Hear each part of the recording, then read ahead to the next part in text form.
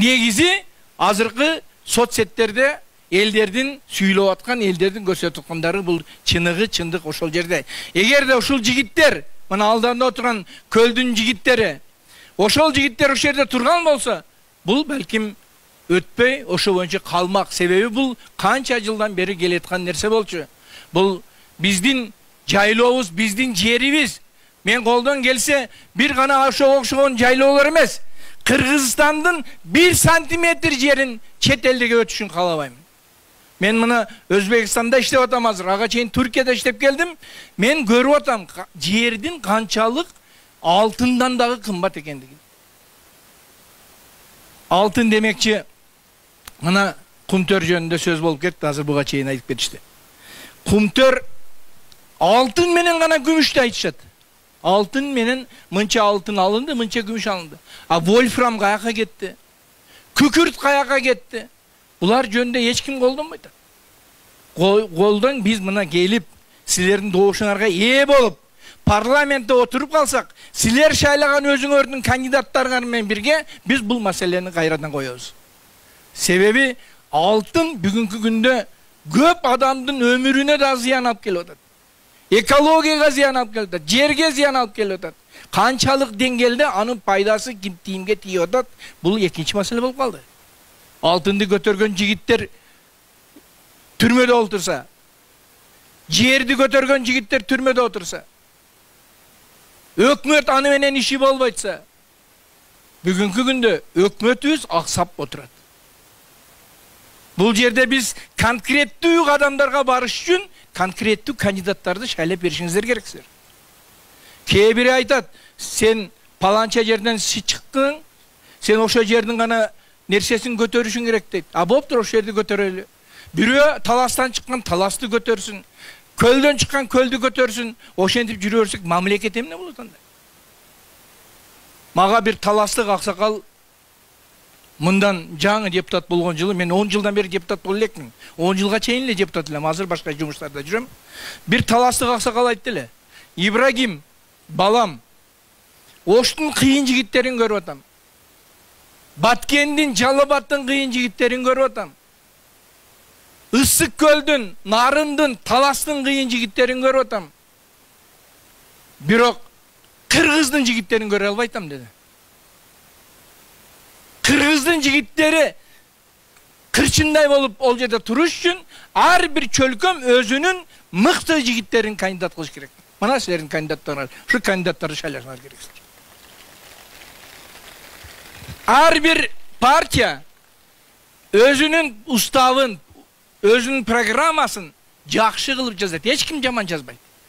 Бардыгы мыкты нерсени жазат, мыкты нерсени айтат. Карасаңар коёндой окшош бардыгы.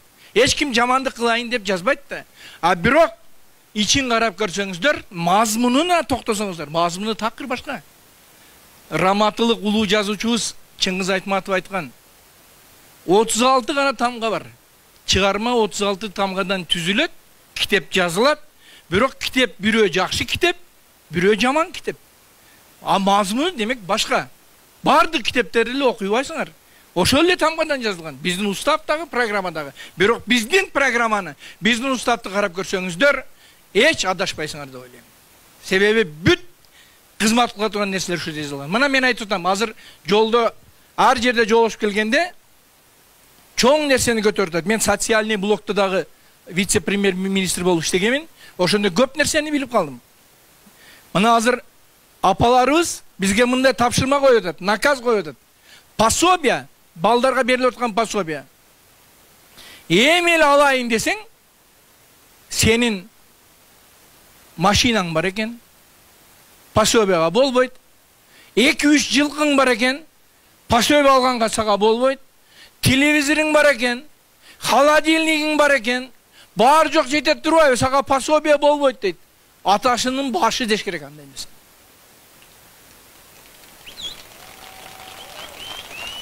Бул нерсе. Эгерде үй урматтуу аталар, апалар, жаш балдарда турат, бирок буларда эртең ата апа болот. Сен төрөйүн деп атсаң, анан эртең мага буга бала төрөбөсө кыйналамын, телевизорум бар экен деп телевизор тиктеп отура бериш керек. Өткөнде bir apay da televizorum buzuk aynanayın, televizorum iştebey kaldı dep жүрüp, пособияга зорго элештирдим дейт. Бул эмне деген нерсе? Мына биз bunun баарын токтотушубуз керек. Bunun баардыгын токтотобуз буйруса. Телевизорың барбы, жылкың барбы, машинаң барбы, ага карабастан ар бир бара өзүнүн жашына жеткенге чейин пособие алыш керек.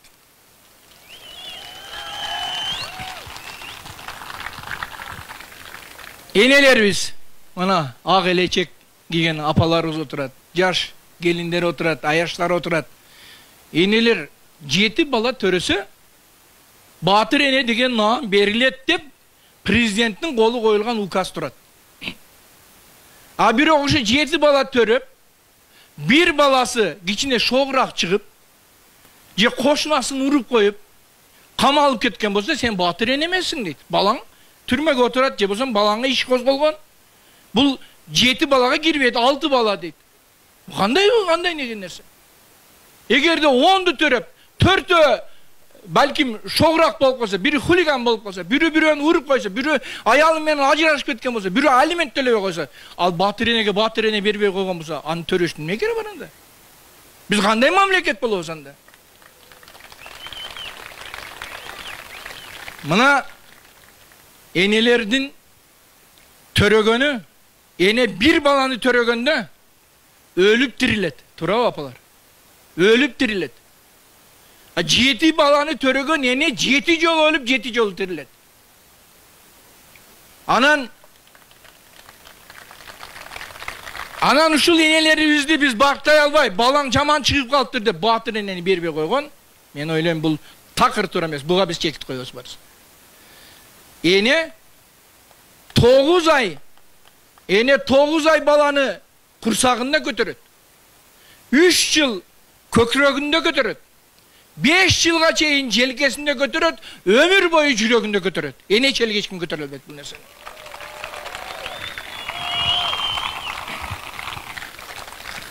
Ошон үчүн дагы урматтуу менин теңтуштарым эсинде болсо керек. Менин биринчи ырым Алтын апа деген ыры болгон. Эсиңерде барбы?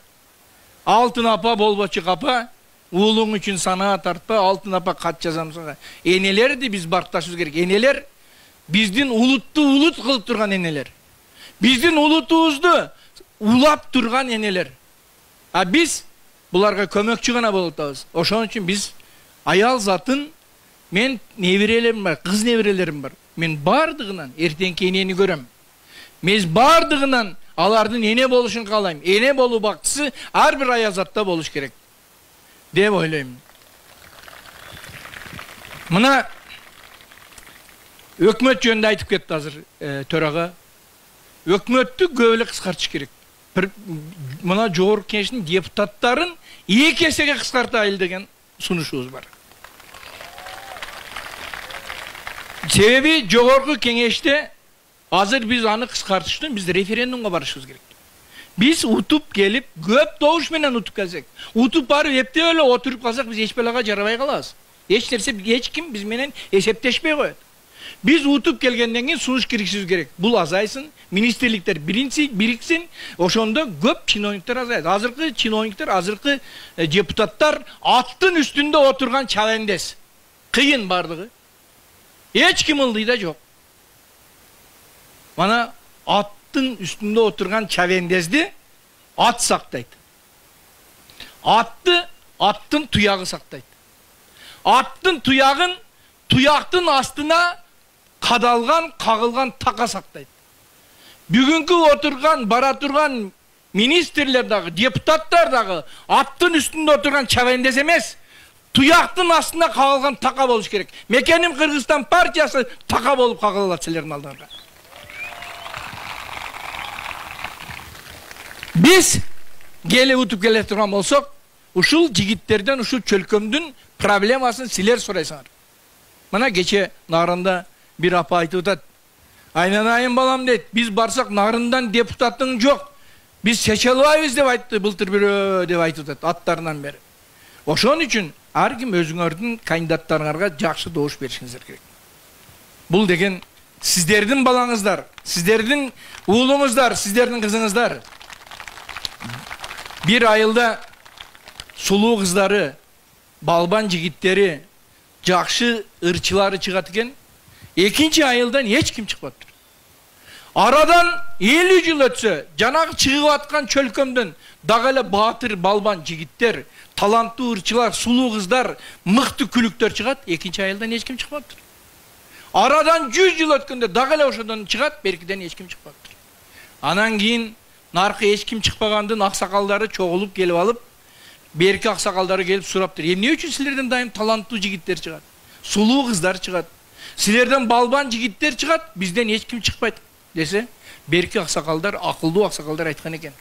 Silerdin eliңerde dagı talantlı jigitler, sulu kızlar, mıktı balban jigitler var. Anı çıkara albay жүрgөн günөө silerdin özüңөрдө деген eken. Mına Issıkköl elinden daim çıkıp жүрgön Kasım ağabeyimiz baş bolup, Jeti akebimiz baş bolup, men деген Yusuf ağalar baş bolup, büt güçlülerden Mambet ağa, batırlarımız baş bolup çıkıp жүрgön, bugün dagı çıgat, erteң dagı çıgat. Sebebi degende kasiyetli Issıkkölдүн eli siler barsыңар, siler çıkara alasыңар şulardı. Siler doğuş berip atkanda, urmattуу kölдүк tuğanlarım, çınıgı peyil menen doğuş beriңizdер, çınıgı peyil menen süйлөшүңүздөр. Bul degen jürök menen, jan dүйnө menen süйлөшүү деген düşündürü. Menin apam 40 yıl mugallim oluş degen bir mektepte, başka jaka ötkönmüş, bir ele mektepte okutup, iştep bir mektepte pensiyaga çıkkan. Anan şu apam aytat эле, İbrahim balam, elдин ишеним içinde boluşun kalasan, daim peyliňi tüz kıl deydi. Peyliňi oňda. Peyliň tüz bolsa işiň dagı oňolot. Peyliň jakşı bolsa ömürüň dagı, jaşoň dagı jakşı bolat. Peyliň jakşı bolsa büt bardyk nerse öz ordunda bolat. Adamdın birinci nersesi peylden deydi. Apam daim aytat эле. Balam, minip жүрgөн atın jaman bolsa, al attan satıp kutulasın. Üyüňdegi itiň jaman bolsa, anı atıp kutulasın deydi. Koşunan jaman bolsa, o şerden göçüp kutulasın deydi.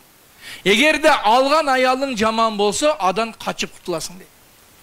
Egerde özüңün peylin jaman bolsa, andan kantıp kutulasın deydi lapam.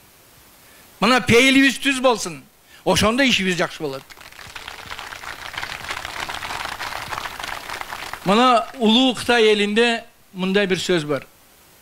Bir gündügün oylasan, balanı bir gündügün oylasan, arak iç deydi. Bir gün jırgaysın deydi, düşüp.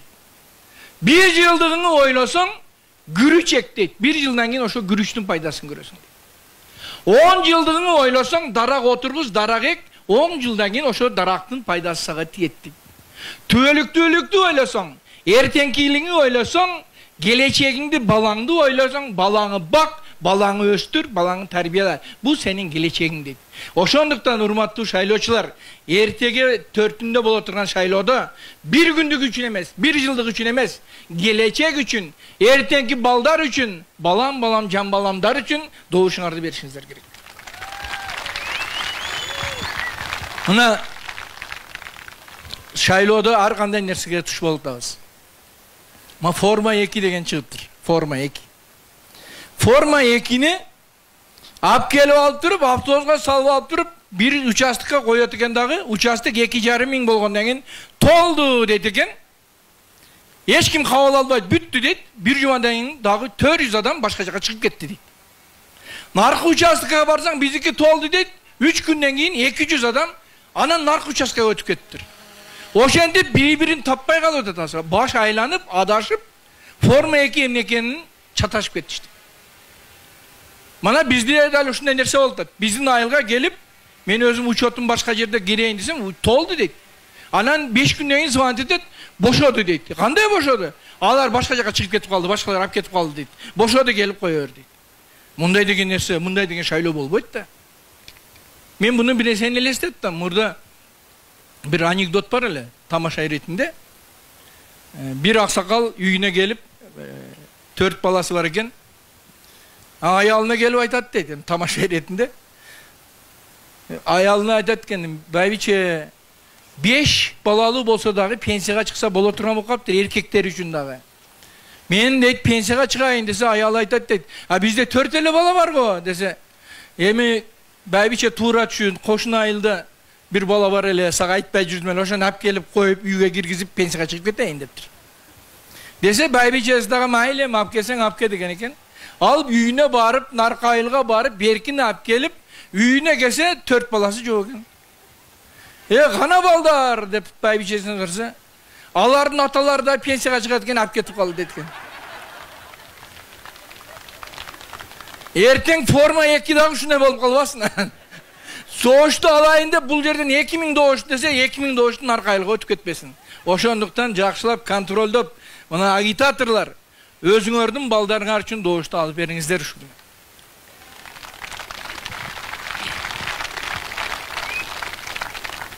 Мына 4 сентябрда башталган шайлоо. 4 сентябрда башталды. 4 октябрда бүтөт. Биздин Кудай бизге 3 жолу 4'tü катар коюп койду.